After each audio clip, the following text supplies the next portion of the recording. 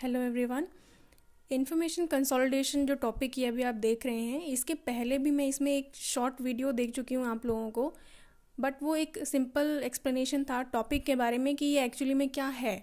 But इस topic में और भी बहुत सारे छोटे छोटे डिस्ट्रीब्यूशंस हैं, प्रोडक्ट के बारे में, इसका प्रोसेस क्या है, सेंटर्स के बारे में। So I thought of providing you a different video जिसमें ये सारे टॉपिक आपके कवर हो जाएं। तो इसको आप ज़रूर देख लीजिएगा, जिसको भी कोई भी कन्फ्यूजन होगा वो पूरा क्लियर हो जाएगा इसमें। So let's start. सबसे पहले हम इंट्रोडक्शन में ये देखेंगे कि इंफॉर्मेशन कंसोलिडेशन क्या चीज़ है और क्यों इसकी ज़रूरत है हमको। So basic process involve in indexing, abstracting and extracting information is analysis of information. अब जैसे कि हम इंडेक्सिंग ये इंडेक्सिंग और एब्स्ट्रैक्टिंग टर्म तो आपने पहले भी सुना होगा कि ये सर्विसेज हम प्रोवाइड करते हैं, या कंसोलिडेशन में हम क्या करें, इन्फॉर्मेशन को एक्सट्रैक्ट कर रहे हैं, कहीं से ढूंढ कर ला रहे हैं। तो इन सब चीज़ों में एक बेसिक कॉन्सेप्ट क्या है कि हम किसी इन्फॉर्मेशन को एनालाइज करते हैं, उसको उसकी वैलिडिटी को जानने की कोशिश करते हैं, उसको अलग अलग जगहों से ले करके आते हैं। ठीक है। इन इंडेक्सिंग, अब इंडेक्सिंग में क्या होता है, इंडेक्सिंग में इट्स सब्जेक्ट एनालिसिस, हम उस पर्टिकुलर सब्जेक्ट को एनालाइज करते हैं। ठीक है। और एब्स्ट्रैक्टिंग में क्या करते हैं, इट्स कंटेंट, उसके कंटेंट को एनालाइज करते हैं। लेकिन no critical evaluation is carried out, इसमें कोई इवैल्यूएशन नहीं किया जाता है कि हम जानकारी जो दे रहे हैं वो कितनी सही है या उसमें क्या और बदलाव करने चाहिए। ये सारी चीज़ें नहीं देखी जाती हैं, बस आपको इन्फॉर्मेशन प्रोवाइड की जाती है। इन information analysis and consolidation centres the main emphasis is on evaluation of the content. अब जो कंसोलिडेशन सेंटर्स होते हैं वो क्या करते हैं, वो इन्फॉर्मेशन को इवेल्युएट करने की कोशिश करते हैं, सिर्फ एनालाइज नहीं करते हैं, वो इवेल्युएट भी करते हैं। ठीक है। उनका एक तर्कपूर्ण वो भी कंपैरिजन भी करते हैं। These centres gather everything known about a clearly defined subject field, यानी एक सब्जेक्ट जो कि डिसिप्लिन जो एग्जिस्ट करता है उसके बारे में, चाहे जहाँ पे जो भी सोर्सेज में इंफॉर्मेशन अवेलेबल हो उन सबको वो इकट्ठा करते हैं। दे देन एनालाइज, पहले एनालाइज करते हैं उसको, फिर उसको इवेलुएट करते हैं, फिर उसका कंडेंस करते हैं उसके फॉर्म को, उसकी रीपैकेजिंग करते हैं। इट इन अप्रोप्रिएट, उस फॉर्मेट में उसकी रिपैकेजिंग होती है जिसके थ्रू उसको डिसेमिनेट करना है, यानी यूज़र्स को डिस्ट्रीब्यूट करना ईजी हो जाए। ये जो टर्म्स आ रहे हैं यहाँ पे, इससे आपको कंफ्यूज नहीं होना है। ये एक प्रोसेस है कि कंसोलिडेशन क्या है और कैसे होता है। इस प्रोसेस का एक आगे पूरा डिस्क्रिप्शन भी है, वो भी आएगा। हिस्ट्री, इसकी रिक्वायरमेंट क्यों है। Need for consolidated information arose from the fact that most of the literature in science, technology, health, business, education, ये जितने भी फील्ड हैं इन सब में जितना भी लिटरेचर यानी कि हमारे पास ये डॉक्यूमेंटेड इन्फॉर्मेशन अवेलेबल है एजुकेशन बाय, ये किसके द्वारा लिखी गई है, एक्सपर्ट्स के द्वारा, एक्सपर्ट्स के लिए ही लिखी गई है। ठीक है। And can not be effectively used by non expert. अब हम लोग सब्जेक्ट एक्सपर्ट तो है नहीं, लेकिन हमें रिक्वायरमेंट तो होती है इन्फॉर्मेशन की। कई बार ऐसा होता है कि आप ऑनलाइन सर्च करते हैं एक टॉपिक, जैसे कंसोलिडेशन, ये मान लीजिए आपने इस टॉपिक पे सर्च किया, आपको कोई आर्टिकल मिला लेकिन वो आपको समझ में नहीं आया, वो बहुत अच्छा आर्टिकल है, वो एक बहुत रेप्यूटेड पीर रिव्यूड जर्नल में आया हुआ है, लेकिन आपको नहीं समझ में आया। क्यों? क्योंकि वो एक एक्सपर्ट ने लिखा हुआ है और हम एक्सपर्ट नहीं है, इसलिए हम उसको नहीं समझ पाए कि उसकी इतनी हाई लेवल लैंग्वेज है, वो क्या कहना चाह रहे हैं। ठीक है। तो अब मैं जब जैसे आपको यहाँ पर ये इस सोर्स में यानी कि एक वीडियो के उसमें आपको प्रोवाइड कर रही हूँ फॉर्मेट में, तो मैंने भी तो कहीं से पढ़ा होगा, कुछ सोर्सेस विजिट किए होंगे। तो मैंने क्या किया, मैंने इन्फॉर्मेशन को कंसोलिडेट किया, मैं वहाँ हर जगह से विजिट करके इन्फॉर्मेशन लेकर आई, मैंने उसको एक अलग फॉर्मेट दिया। ये जो आप पीपीटी देख रहे हैं ये एक रीपैकेज्ड फॉर्म है, रीस्ट्रक्चर्ड है, मैंने उसको एक अलग फॉर्मेट दे करके फिर आपको प्रेजेंट अलग मीडियम में दिया है मैंने आपको। ठीक है। अलग फॉर्मेट है, उसका अलग मीडियम है और आप लोगों तक ये पहुंच रहा है। यही चीज़ जो मैं आपको प्रोवाइड करा रही हूँ यही है इन्फॉर्मेशन कंसोलिडेशन। बहुत सारे सोर्सेज को विजिट करके उसमें से इन्फॉर्मेशन लेकर आना, उसको एक फॉर्मेट में डिज़ाइन करना और फिर प्रेजेंट करना एक डिफरेंट मीडियम में। This is information consolidation. So a busy user needs information. अगर कोई इंसान व्यस्त है, ठीक है, उसको इन्फॉर्मेशन की नीड है, दैट इज़ क्रिटिकली इवैल्यूएटेड। क्यों है? जो कि उसको ताकि उसका टाइम सेव हो सके, उसको कोई डिसीजन लेना है तो उसको अगर इन्फॉर्मेशन ऑथेंटिक मिलेगी उसकी प्रॉब्लम सॉल्विंग के लिए, तो उसका टाइम सेव होगा। यही तो हम करते हैं, save the time of the user. क्यों? क्योंकि उसको नीड है इन्फॉर्मेशन की, लेकिन उसके पास इतना टाइम नहीं है कि वो ये सारा प्रोसेस कर सके। तो लाइब्रेरीज का काम वो होता है, वो सेंटर्स का काम ये चीज़ होती है। To fulfil this need a new kind of information organisation started emerging in the field focused on information analysis and consolidation. इसी नीड को पूरा करने के लिए, लोगों की जो इन्फॉर्मेशन की नीड है उसको फुलफिल करने के लिए, उनके टाइम को सेव करने के लिए एक अलग तरह की संस्था बनी, जो क्या थी? Information consolidation centres.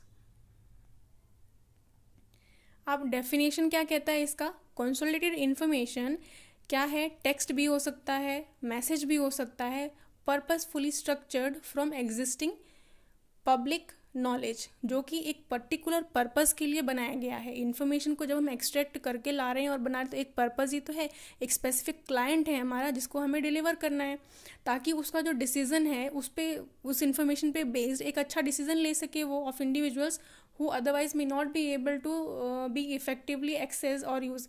अब क्या है, अगर वो इन्फॉर्मेशन हमसे नहीं वहाँ तक पहुँचेगी, यानी सेंटर्स के थ्रू वहाँ तक नहीं पहुँचेगी, तो चांसेस बहुत कम है कि उस इन्फॉर्मेशन तक उस यूज़र की एक्सेस हो सके। ठीक है, थोड़ा सा कॉम्प्लिकेट लग रहा होगा सुनने में, लेकिन जो मान लो कुछ ऐसे रिसर्च आर्टिकल्स हैं या कुछ रिसर्च एंड डेवलपमेंट इंस्टीट्यूट्स हैं जिनके अपने जर्नल्स हैं, रिसर्च जर्नल्स हैं कुछ, या उनके जो कॉन्फ्रेंसेज हुई हैं उसके कुछ पेपर्स हैं, वहाँ पे एक नॉर्मल यूज़र एक्सेस करेगा ही नहीं। ठीक है, वहाँ तक एक्सेस करने का काम किसका है? इन सेंटर्स का है, जो स्पेसिफिकली डिज़ाइंड है इसी काम के लिए। तो अगर ये इन्फॉर्मेशन प्रोवाइड नहीं कराएंगी तो हम वहाँ तक पहुँच ही नहीं पाएंगे, ये कहना चाह रहा है इसका डेफिनेशन। इसीलिए ये सेंटर्स काम करते हैं। अब users of IAC product, IAC क्या है? Information analysis and consolidation. ये आईएसी वर्ड जहाँ भी आएगा आपको यही जानना है, दिमाग में लाना है, क्या है इसका full form? Information analysis and consolidation. Product कौन कौन से होते हैं? ठीक है, सॉरी, यूज़र्स कौन कौन है, ये इस तरह की जो इन्फॉर्मेशन है इसके यूज़र्स कौन कौन हो सकते हैं? साइंटिस्ट, इंजीनियर, प्रोफेशनल जो कि रिसर्च और डेवलपमेंट की एक्टिविटीज़ में इन्वॉल्व होते हैं, गवर्नमेंट की जो पॉलिसीज़ बनती हैं वो बनाने वाले जो मेकर्स होते हैं वो होंगे, कोई बिजनेस है उसका मैनेजर या उसका ओनर जो है उनको कुछ टेक्निकल नॉलेज चाहिए होगी, कोई जानकारी चाहिए होगी कि उनके फील्ड में जो डेवलपमेंट हो रहे हैं, रिसर्चेज हो रही हैं, उसकी जानकारी मिल जाए। टीचर्स को, लाइब्रेरियंस को क्यों? क्योंकि हम जो लाइब्रेरियंस काम कर रहे हैं वही तो अपने यूज़र्स को जानकारी दे रहे हैं। अब आपके पास में एक रिसर्चर भी आ रहा है, एक नॉर्मल स्टूडेंट भी आ रहा है, एक प्रोफेसर भी आ रहा है, एक साइंटिस्ट भी आ रहा है, तो हर किसी के लिए आपको इन्फॉर्मेशन देनी है, लेकिन इन्फॉर्मेशन प्रोवाइड जो आप कराएंगे उसका लेवल अलग होगा, उसका फॉर्मेट अलग होगा। क्योंकि एक नॉर्मल स्टूडेंट को बेसिक इन्फॉर्मेशन चाहिए होगी, ठीक, एक रिसर्च स्कॉलर को थोड़ा ऑथेंटिक सोर्सेज चाहिए होंगे, जो साइंटिस्ट है उसको टेक्निकल चाहिए होगा। ठीक है, तो इस तरह से करके उसका जो लेवल है वो बढ़ता जाएगा। जनरल पब्लिक जो रेगुलर यूजर्स लाइब्रेरी में विजिट करते हैं उनकी भी इन्फॉर्मेशन नीड होती है। अभी आगे कुछ एग्जांपल्स आएंगे जिसमें ये बिल्कुल क्लियर हो जाएगा कि अलग अलग लेवल पे किस तरीके से इन्फॉर्मेशन दी जाएगी और कैसी इन्फॉर्मेशन दी जाएगी। अब इसमें क्या है, ये जो हमारे यूज़र्स का ग्रुप मैंने बताया, इसमें हर किसी का एजुकेशन लेवल बिल्कुल अलग होगा, एक से दूसरे का बिल्कुल ही अलग होगा। जैसे एक नॉर्मल जनरल पब्लिक आ रही है, एक स्टूडेंट आ रहा है, एक साइंटिस्ट आ रहा है आपके पास में, एक प्रोफेसर आ रहा है, सबका एजुकेशन लेवल बिल्कुल अलग है। ठीक है, इसमें आपको हाईली एजुकेटेड भी मिलेंगे और इलिटरेट भी मिलेंगे, हर तरह का यूज़र आपकी लाइब्रेरी में आएगा। तो आप पे डिपेंड करता है कि आप उसको कैसे सेटिस्फाई करते हैं, किस तरह की नीड है उसकी, आप कैसे फुलफ़िल कर पा रहे हैं। अब ये है processes in information analysis and consolidation. Process क्या है? सबसे पहले study of the potential user. आपके पास जो यूज़र आ रहा है सबसे पहले आप उसकी स्टडी करेंगे, मतलब उसके बारे में जानेंगे, उसका बैकग्राउंड क्या है, उसकी नीड क्या है, और वो जो इन्फॉर्मेशन चाह रहा है उस इन्फॉर्मेशन में उसने आपको एक ब्रॉड टॉपिक बताया, उस टॉपिक में से एग्जैक्टली क्या इन्फॉर्मेशन चाहिए, क्यों चाहिए, किस पर्पज़ के लिए चाहिए, वो सब आपको जानना पड़ेगा ताकि आप स्पेसिफिक इन्फॉर्मेशन दे पाएँ जितनी उसके लिए रिक्वायर्ड होगी। दूसरा क्या है? Study of information from relevant information sources. अब आपको ये पता चल गया है कि आपका यूज़र कौन है और उसे कैसी इन्फॉर्मेशन चाहिए। फिर आप क्या करेंगे? आप सोर्सेज को इवैल्यूएट करेंगे, चेक करेंगे कि मुझे प्राइमरी से ये इन्फॉर्मेशन मिलेगी या सेकेंडरी से मिलेगी। फिर इसको इवैल्यूएट करेंगे, सभी सोर्सेज को चेक करेंगे कि कौन सा वाला बेहतर रहेगा, एनालाइज करेंगे उसको, फिर उसको रिस्ट्रक्चर करेंगे, यानी एक सिंपल फॉर्मेट देंगे। फिर रीपैकेज करेंगे, यानी उसका एक दूसरा मीडियम क्रिएट कर देंगे। आप जहाँ जहाँ से लेकर आए वो सारे मीडियम्स हटा दीजिए। आप एक आर्टिकल लेकर आए थे, आपने कुछ एक डॉक्यूमेंट आपके पास पड़ा हुआ था यानी बुक थी, उसमें से पढ़ लिया, कुछ आपने गूगल कर लिया, कुछ आपने कोई एक R&D इंस्टीट्यूट है रिसर्च एंड डेवलपमेंट का, उसकी साइट से जर्नल में से उठा लिया, ऐसे देखा आपने। लेकिन फिर आप क्या कर रहे हैं, एक दूसरे मीडियम में बना कर दे रहे हैं, चाहे आप प्रिंट में दे रहे हैं, चाहे आप डिजिटल में दे रहे हैं, चाहे आप मेल कर रहे हैं, वो चीज़ आएगी। फिर आएगा डिसेमिनेशन, यानी इन्फॉर्मेशन को डिस्ट्रीब्यूट करना, फाइनल यूज़र तक पहुंचाना, और फिर उसका फीडबैक लेना। फीडबैक बहुत ज़रूरी है ताकि जो आप सर्विस दे रहे हैं उसको रेगुलर इम्प्रूव किया जा सके। ये पूरा प्रोसेस है। उसके बाद आता है हमारा प्रोडक्ट एंड सर्विसेज। अब ये जो सेंटर्स हैं, information analysis and consolidation centres, जो ये सर्विस प्रोवाइड करा रहे हैं, वो प्रोडक्ट और सर्विसेज कैसी कैसी देते हैं। अभी इसमें प्रोडक्ट का मतलब क्या है वो क्लियर हो जाएगा आपको। Product and services of ISCs very with the need of target user. अभी जैसे मैंने बताया, हर यूज़र अलग है, उसका एजुकेशन अलग है, उसका बैकग्राउंड अलग है, उसकी नीड अलग है। तो आप जो प्रोडक्ट और सर्विसेज ऑफर कर रहे हैं हर यूज़र के लिए वो बिल्कुल अलग होंगी दूसरे से। सबसे पहले क्या करेंगे, अभी जो मैंने पीछे प्रोसेस बताई आपको, ये यहाँ पे वो इलेबोरेट हुई है। पहले आप आइडेंटिफाई करेंगे आपके यूज़र के नीड को, ठीक है। सबसे पहली रिक्वायरमेंट यही होती है कि आप जानिए, बहुत अच्छी तरह से जानने की कोशिश करें कि उसको किस तरह की इन्फॉर्मेशन की नीड है।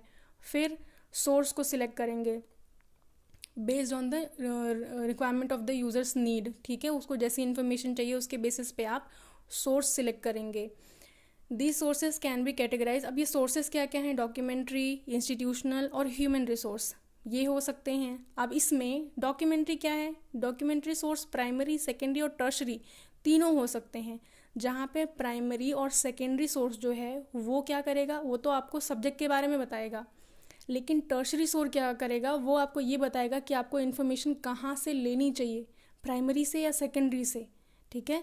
ये डिफरेंस है यहाँ पे डॉक्यूमेंट्री सोर्सेज के अंदर प्राइमरी, सेकेंडरी और टर्शरी का। फिर हम क्या करेंगे, हम इन्फॉर्मेशन को इवैल्यूएट करेंगे। इट मीन्स टू जज the validity and reliability of information. अब आपने जो सोर्सेज ढूंढे हैं उसमें से क्या कर रहे हैं आप ये चेक कर रहे हैं कि क्या मैं जो इन्फॉर्मेशन यहाँ से लेकर प्रोवाइड करा रही हूँ आगे वो सही है, ऑथेंटिक है, देनी चाहिए या नहीं। अब प्रोसीजर क्या होता है इसको इवैल्यूएट करने का पहला है रिव्यूज़। जो भी इन्फॉर्मेशन है, कोई आर्टिकल है उसके रिव्यू पढ़ लिया आपने, ये चेक कर लिया पीर रिव्यूड है कि नहीं, मतलब उसको किसी और ने चेक किया हुआ है या नहीं किया हुआ, उसको साइटेशंस मिले हैं कि नहीं मिले हैं, कितने साइटेशंस मिले हुए हैं, ठीक है। साइटेशन भी एक बहुत अच्छा तरीका होता है जज करने का कि ये कितना अच्छा जर्नल है या नहीं है। जितने ज़्यादा साइटेशंस होंगे इसका मतलब उतना ही अच्छा है। एनालिसिस क्या है, एनालिसिस में भी बहुत सारी चीज़ें आएंगी। क्या क्या एनालाइज करेंगे आप, पहले स्टडी ऑफ सिलेक्टेड कंटेंट, जो कंटेंट आपने सिलेक्ट किया है उसके बारे में जानेंगे। फिर उसके बाद आइडेंटिफाई एंड एक्सट्रैक्ट, उसमें से आप जो चीज़ आपको ज़रूरी है वो उतनी ही इन्फॉर्मेशन एक्सट्रैक्ट करके यानी वहाँ से ले करके आएंगे। फिर वेरीफाई करेंगे उसको सही है कि नहीं है। फिर स्कीम सिलेक्ट करेंगे, स्कीम फॉर सिस्टमेटिक ऑर्गेनाइजेशन, यानी अब आप जो इन्फॉर्मेशन लेकर आए हैं उसको कैसे ऑर्गेनाइज किया जाए। फिर उसकी सॉर्टिंग करेंगे, यानी आप सारा मैटर एक साथ एक ऐसे की तरह लिख कर नहीं दे सकते ना, उसकी कैटेगराइजेशन होगी, हेडिंग्स होंगी, सब हेडिंग्स होंगी, पॉइंट्स होंगे, ऐसे बनेगा। फिर उसको सिंथेसाइज करेंगे यानी मर्ज करेंगे जो इन्फॉर्मेशन एक्सट्रैक्ट करके लाए हैं। कंपेयर डेटा, अलग अलग सोर्सेज के डेटा को कंपेयर करेंगे, उसको कंप्रेस करके उसका स्ट्रक्चर छोटा करेंगे और फिर इवैल्यूएशन होगा उसका फाइनल। देन आया हमारे पास रीस्ट्रक्चरिंग। क्या होता है, repackaging and type of product depend on the audience. सब कुछ ऑडियंस पे ही डिपेंड होता है, ऑडियंस यानी कि हमारे यूज़र पे डिपेंड है कि हम किस तरह से उसको रीस्ट्रक्चर करेंगे। रीस्ट्रक्चरिंग में क्या है, रिव्यूज़ मतलब जो क्रिटिकल रिव्यू दिए हैं, किसी ने उसके बारे में अच्छा लिखा होगा, कोई बुरा लिखा होगा, केस स्टडी है, कोई लिटरेचर रिव्यू है उसके बारे में, ये सब रिव्यूज़ में आ गए। फिर रिपोर्ट, रीस्ट्रक्चरिंग कर रहे हैं हम, इस तरह के फॉर्मेट में दे रहे हैं। रिपोर्ट है, मार्केट रिपोर्ट है, टेक्निकल रिपोर्ट है, अलर्टिंग है, कोई न्यूज़ लेटर है, डेटाबेस, एक्सपर्ट डेटाबेस हो सकता है, सब्जेक्ट डेटाबेस है। टेलरिंग, एब्स्ट्रैक्ट या समरी। टेलरिंग का मतलब होता है किसी इन्फॉर्मेशन को छोटा कर देना, उसमें आप एब्स्ट्रैक्ट के फॉर्म में लिख देंगे या समरी के फॉर्म में लिख देंगे। अब अगर डेटा के फॉर्म में यानी टैबुलेटेड प्रेजेंटेशन, कोई टेबल बना के, ग्राफ बना के, ऐसा रिप्रेजेंटेशन आप देना चाहते हैं यूज़र को, जैसा भी वो चाहे। ये जो लिखा हुआ है ना, ये सब रिस्ट्रक्चर कर रहे हैं हम, यानी रिव्यू, रिपोर्ट, ये सब जो लिखा हुआ है, ये सब तरीका है कि इन माध्यम से आप उस इन्फॉर्मेशन को फिर से क्रिएट करके दे रहे हैं। टेक्निकल राइटिंग क्या है? गाइड्स, मैनुअल, इंस्ट्रक्शन शीट, ये सब जो बहुत पॉपुलर आर्टिकल्स हैं उसके बारे में लिख देंगे। या मैनुअल्स हैं, कोई मैनुअल क्या होती है? कोई इंस्ट्रक्शन जिसमें दी गई हो। न्यूज़लेटर, ट्रांसलेशन, डायरेक्टरी, ये सब की सब रीस्ट्रक्चरिंग के तरीके हैं। अब हमारे पास पैकेजिंग एंड रीपैकेजिंग आ गई है। तो आफ्टर डिसाइडिंग द कंटेंट, अब आपने ये डिसाइड कर लिया कि क्या कंटेंट देना है, कि आपको रिव्यूज़ देने हैं उसमें, या आपको कोई मैनुअल प्रोवाइड करनी है, या कोई ग्राफिकल प्रेजेंटेशन देना है। वो होने के बाद में आप क्या करेंगे? Format in which is to be presented, print, electronic, audio, visual. Packaging means physical arrangement and presentation of information in given medium. Packaging का सिंपल मीनिंग क्या होता है कि आप जो इन्फॉर्मेशन लेकर आए हैं उसको एक फिजिकल मीडियम में अरेंज करना। Repackaging means physical arrangement of information in a medium which is tailored. Packaging का मतलब है कि एक फिजिकल फॉर्मेट में उसको अरेंज करना, और रीपैकेजिंग का मतलब है कि उसको टेलर करके, यानी उसको ऑल्टर, टेलर का मतलब है कट, कॉपी, पेस्ट, जो भी आप इन्फॉर्मेशन लेकर आए हैं उसको अपने हिसाब से थोड़ा बहुत ऑल्टर करके जब आप एक दूसरे फॉर्मेट में यूज़र को दे रहे हैं। डिसैमिनेशन का क्या मतलब है? यूज़र को वो सर्विस दे देना। इंटरपर्सनल डिलीवरी यानी सीधा यूज़र के पास वो पहुंचेगा, एक स्पेसिफिक यूज़र जिसको चाहिए। ग्रुप डिलीवरी, बहुत सारे यूज़र्स हैं, अब उनका एक ग्रुप को एक साथ बैठा के अगर कोई डेमोन्स्ट्रेशन हो रहा है तो वो भी एक तरह की सर्विस ही है जो हम डिलीवर कर रहे हैं। मेल के थ्रू दे देना, या मास मीडिया यानी न्यूज़पेपर में या इस तरह के मीडियम्स में पब्लिश कर देना। फिर फीडबैक आता है। अब आपने ये जो सर्विस दी है, ये जो प्रोडक्ट उनको पहुंचाया है, उसका फीडबैक ज़रूरी है, तभी तो पता चलेगा कि आपने इतनी जो मेहनत करी है क्या वो यूज़फुल रही या नहीं। मैंने आपको ये इन्फॉर्मेशन प्रोवाइड की, अपनी तरफ से मुझे जितना मिला मैं आपको प्रोवाइड कर रही हूँ, लेकिन अगर मैं फीडबैक नहीं लूँगी तो क्या मुझे पता चलेगा कि जो मैं आपको इन्फॉर्मेशन दे रही हूँ वो आपके लिए यूज़फुल है कि नहीं है। तो फीडबैक के बाद फिर जो हम इन्फॉर्मेशन प्रोवाइड करा रहे हैं उसमें चेंजेस करने होते हैं ताकि यूज़र सेटिस्फाइड हो सके। नेक्स्ट है प्लानिंग एंड मैनेजमेंट। अब ये जो सेंटर्स हैं जो इस तरह की सर्विसेज दे रहे हैं उनकी भी तो प्लानिंग होती है, अपना काम वो कैसे कर रहे हैं, अपने आप को कैसे मैनेज कर रहे हैं। तो इसमें क्या आएगा? Management of IACs involve planning, controlling, resource allocation, marketing of product and evaluation of IAC centres. ठीक है, सबसे पहले प्लानिंग में क्या क्या आएगा? इंफॉर्मेशन सर्विसेज की प्लानिंग होगी, कौन कौन सी सर्विसेज प्रोवाइड करानी है, और मैन पावर, यानी किसी भी ऑर्गेनाइजेशन में मैन पावर का मतलब होता है स्टाफ, जो लोग काम कर रहे हैं उनके बारे में। बिल्डिंग भी होगी इनकी अपनी, और अपनी फाइनेंशियल रिक्वायरमेंट भी होगी। तो प्लानिंग में ये सारी चीज़ें आएंगी, इन सब के लिए अलग अलग प्लान्स बनेंगे, उन्हें एग्जीक्यूट किया जाएगा कि इन पर्टिकुलर एरियाज़ में क्या काम होना है, कैसे होना है। फिर नेक्स्ट है हमारा रिसोर्सेज का। रिसोर्सेज में क्या आएगा? ह्यूमन रिसोर्स, यानी जो लोग वहाँ काम कर रहे हैं। Technical resources, physical resources, information resources और फाइनेंशियल रिसोर्सेज, ये सारी चीज़ें इसमें आ जाएंगी। अब IAC इंडिया में क्या है? इंडिया में IAC सेंटर्स हैं या नहीं है? देखिए, there are no national level IAC centres operating in the country. मतलब अलग से एक ये ऐसा ही सेंटर नहीं बना हुआ कि जो इसी चीज़ के लिए काम कर रहा है, लेकिन और भी बहुत सारे सेंटर्स हैं जो नेशनल लेवल पे ये सर्विसेज प्रोवाइड कराते हैं। तो उनके बारे में हम यहाँ पर देखेंगे। TERI, इसका फुल फॉर्म है टाटा एनर्जी रिसर्च इंस्टीट्यूट। ये भी एक इस तरह का ही इंस्टीट्यूट है जो अपनी सर्विसेज देता है। दिस इंस्टीट्यूट, ये जो अब मैं आपको एग्जांपल्स बता रही हूँ ना, इंडिया में जो इंस्टीट्यूट है इनके बारे में, अब इनके जब आप एग्जांपल्स पढ़ेंगे तो आपको ऑटोमेटिकली क्लियर हो जाएगा कि मैं इतनी देर से आपको क्या समझाने की कोशिश कर रही हूँ और एक्चुअली में ये हो क्या रहा है, क्या काम है। This institute is engage in research activities, research के काम में लगाया हुआ है। ये रिसर्च क्यों होती है? ताकि किसी भी फील्ड में आगे और बेहतर डेवलपमेंट हो सके, नई खोज हो सके, नई चीज़ें आ सके सामने। इन फील्ड ऑफ एनर्जी, कौन कौन सी फील्ड में ये काम कर रहा है? एनर्जी में environment, sustainable development. It provides solution to rural energy problems, यानी जो दूर दराज के एरियाज़ हैं वहाँ पे ये क्या करता है? सर्विसेज प्रोवाइड कराता है अपने रिसर्च के बेसिस पे, किस तरह की? वहाँ पे एनर्जी सपोर्ट के लिए। और फॉरेस्ट कंजर्वेशन, यानी कि वन संरक्षण के लिए कार्य करता है। और जो इंडिया में इंडस्ट्रीज़ हैं उनको एनर्जी कि एफिशिएंसी कैसे बढ़ानी है उसमें हेल्प करता है। अब इसके क्या प्रोडक्ट हैं, ये जो इंस्टीट्यूट है रिसर्च करता है, रिसर्च से कुछ इसके पास जानकारी आएगी तो उसी को तो वो अपने प्रोडक्ट के रूप में देगा। तो इसके क्या प्रोडक्ट हैं, जैसे जर्नल है, इसमें क्या आया, एक तो ये रिसोर्सेज के बारे में है, दूसरी एनर्जी एंड डेवलपमेंट के बारे में है, तीसरी है journal of solar energy society of India. तो ये जो रिसर्चेस करता है उसको जर्नल्स के माध्यम से पहुंचाता है अपने यूज़र्स को। यूज़र्स कौन है इसके, जो इंडस्ट्रीज़ हैं या जो ऐसे एरियाज़ हैं जो इसी फील्ड में काम कर रहे हैं।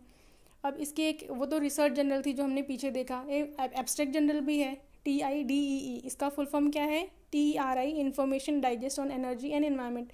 ये एब्स्ट्रैक्ट जर्नल है, इसमें छोटे छोटे पैराग्राफ्स मिलेंगे आपको टॉपिक्स के बारे में। एक न्यूज़लेटर आता है इसका, उसका नाम क्या है, टेरी न्यूज़ वायर, टेरीस्कोप, टेरा ग्रीन, ये न्यूज़ लेटर्स हैं, अलग अलग नाम से आते हैं। एक डायरेक्टरी है इसकी अपनी, टेडी 2003-4, तो ये इसके प्रोडक्ट हैं जो ये ऑफ़र कर रहा है।